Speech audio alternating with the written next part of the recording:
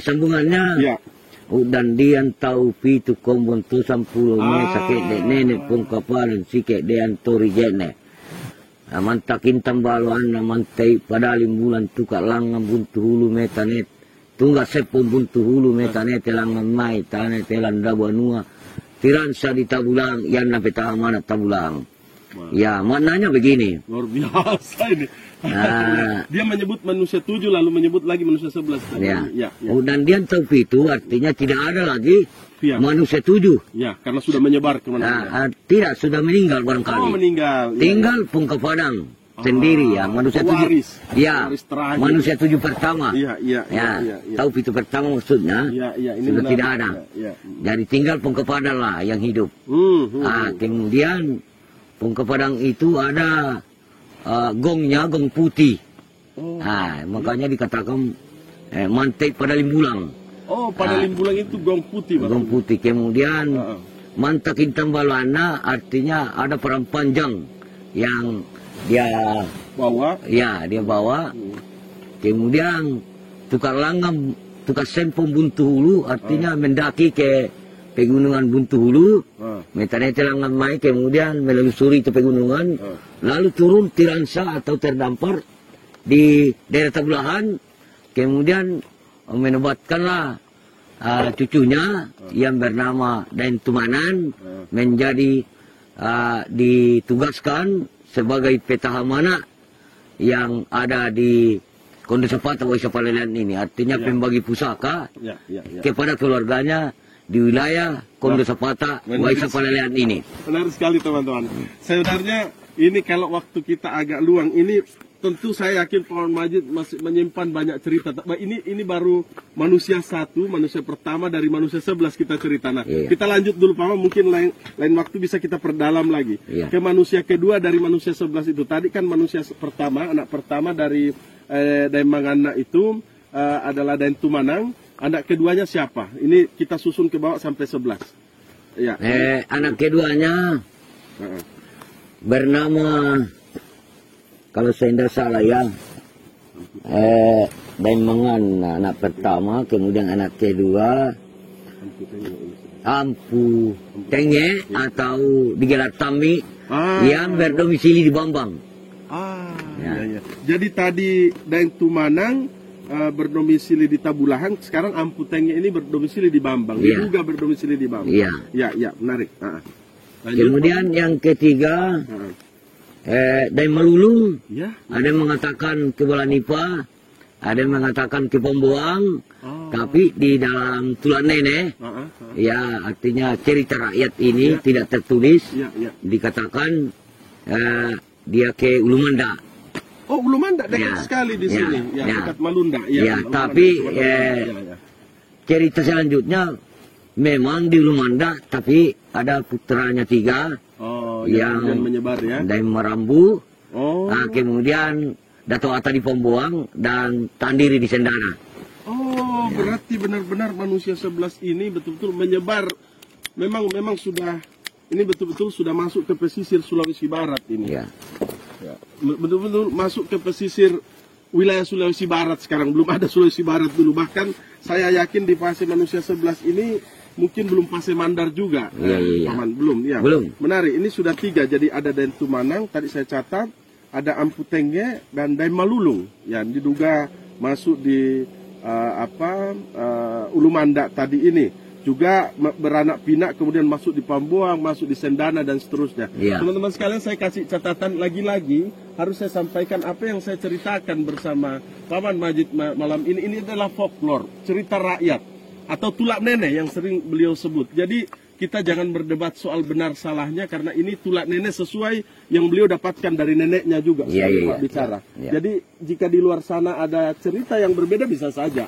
Kita lanjut Paman. Tadi dari manusia 11 ini kita sudah dapat 3 nama, Dain Tumanang, Ampu Tenge dan Dain Malulung. Selanjutnya siapa? Selanjutnya Dain Matana di Mambi. Oh, di Mambi dia posisinya. Oke. Lanjut Paman. Dain Matana di Mambi. Kemudian kalau saya tidak salah ya, Masuk kemana? Taajuan di Matangna. Taajuan di Matangna, ya. Rupanya perempuan ini. Oh, perempuan, ya. Kemudian Tambulibasi di Tapalang. Oh, di Tapalang. Wah, ini berarti malam ini kita berada di areanya. Ya, Tambulibasi. Tambulibasi. Ya Allah, Al-Fatihah. Alhamdulillah, ya. Lanjut. Kemudian, ke berapa lagi? Sudah 7, Paman. Masih ada lagi? Tambulibasi di Tapalang. Kemudian Demaroe di Taramanu. Oh, Taramanu, Tubi Taramanu kembali ke atas. Ya, Demaroe. Kalau saya tidak salah ya. Iya, betul. Ya, kemudian Daeng Kamaru yang digelar Takaya Pudung.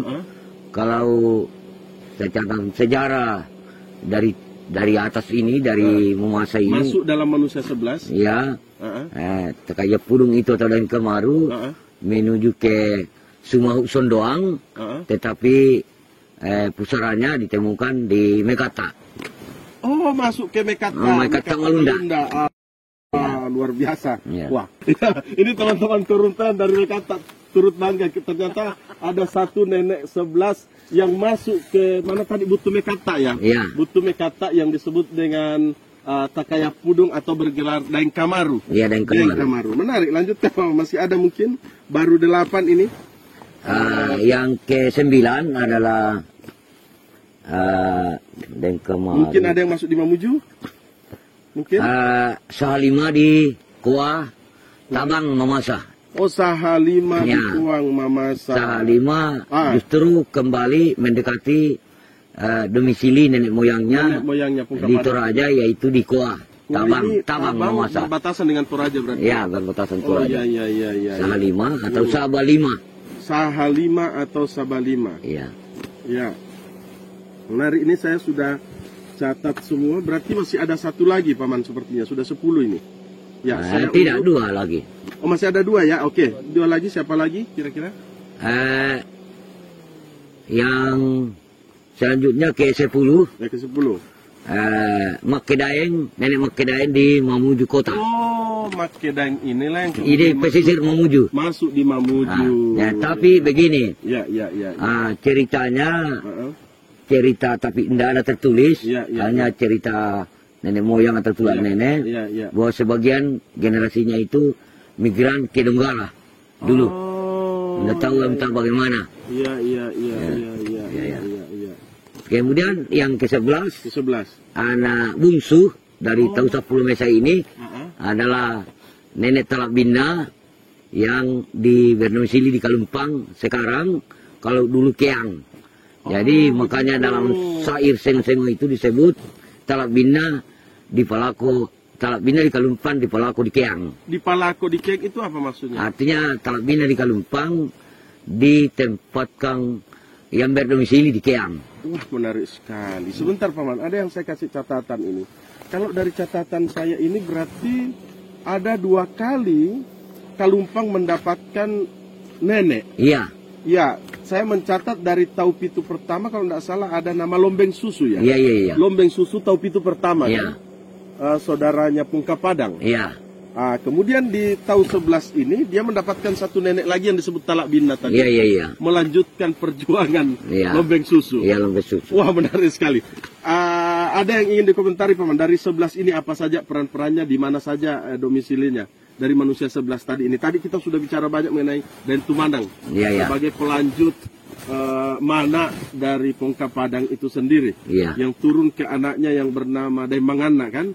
Dan anak melahirkan Den Tumandang kan? Iya. Ini menarik sekali. Mungkin ada yang ingin dokumentari, misalnya Amputengnya belum dibahas tadi ini di mana saya catat ini, dan Melulung tadi diduga masuk di Ulumanda dan seterusnya. Kemudian ada beberapa ini. Ada yang ingin diceritakan, ada kisah-kisah menarik dari 11 orang ini yang ditambahkan mungkin, Paman? Amputengnya kan di Bambang. Oh, di Bambang. Iya. Jadi kan ini anak-anak Pungka Padang dari Turijene kan 11 orang. Ya itu tadi hasil pernikahan dengan Demangana dan Budalebo. Yang 11 melahirkan 11 orang. Pitu kedua. Kemudian pernikahan antara Manaparodo atau Manadahodo dengan Simbadatu di Tanda Naung yang akhirnya menetap di induk Lipo sekitar Sungai Mapi. Untuk sekarang? Iya, hulu Sungai Mapili atau Tukbi. Ya, itu melahirkan 2 anak. Yaitu satu yang bernama Nenek Pulaju. Itu lanjutannya ya? Iya. Oke. Artinya satu kalinya ini Nenek 11. Iya, betul. Nenek Pulaju. Kemudian yang kedua adalah Merimbun. Iya. Lalu sepupu satu kali dari Amputenge bersaudara. Iya. Lalu kemudian di dalam sejarah itu dikatakan bahwa Simbadatu ini di Tandanaung artinya sampai ke pesisir, merantau sampai ke pesisir. Justru ada sejarah berikutnya, tulang nenek tidak tertulis mengatakan bahwa justru penamaan Mapili itu asal dari cerita Simbadatu. Karena pernah berjalan-jalan ke sana, ke mengarah sungai Mapi, ya tepatnya di Mapili, mendapatkan satu pohon buah-buah jambu-jambu batu itu, kemudian dimakan. Lalu dia bilang akarnya Mapili anak-anak. Artinya apa ini pahit-pahit anak-anak? Pili itu pahit? Iya pahit. Sehingga disebutlah sekarang Mapili. Waduh, ini menarik. Ini kalau ada teman-teman Mapili ini ya, menarik ini. Siapa? Farhan ya, yang neneknya orang Mapili ini ternyata penamaan itu dari nenek Simbadatu ya. Ini satu versi cerita. Bisa jadi ada versi yang lain. Saya juga mungkin ingin minta komentar yang belum mendapat komentar tadi ini mengenai Daimatana, Paman. Apa yang menarik dari Daimatana dan di mana dia itu? Kalau Daimatana itu di Mambi, tapi mohon maaf karena saya kurang mendapatkan ceritanya.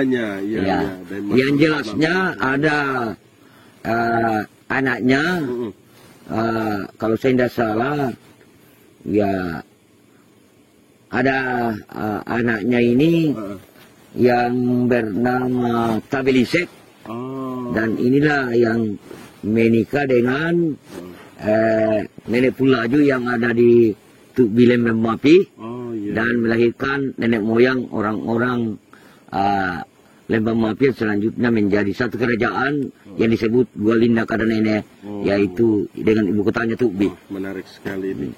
Paman, masih ada juga yang belum kita komentari tadi ini. Apakah ada cerita lain juga dari Sahalima yang di Tabang tadi itu? Ada kisah-kisah menarik kah atau seperti Sahalima dengan Tajoang. Ada Tajoang, betul ya. Begini. Dulu karena dia pemimpin pertama dan mengana Tomoka Katabulahan, dijuluki Tomoka Katabulahan. Tomoka itu artinya raja. Yang berdomisili di Tabulahan. Kemudian katakan Tomoka karena To itu artinya orang, kakak itu yang paling kakak. Yang terkakak. Menarik. Jadi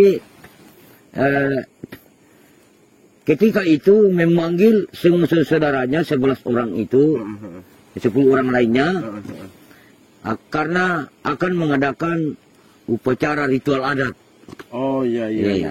Upacara ritual adat, tapi tolong pendengar ini kalau artinya lain versi bisa lain, namanya juga folklore. Bisa berbeda ya. Jangan sampai saya punya cerita ini. Ini bukan kebenaran mutlak. Ini hanya folklore yang diceritakan ulang. Saya juga ini belum tentu benar. Namanya juga tradisi tutur, tradisi lisan, bisa jadi salah gitu ya. Ini sedikit saya jelaskan untuk teman-teman.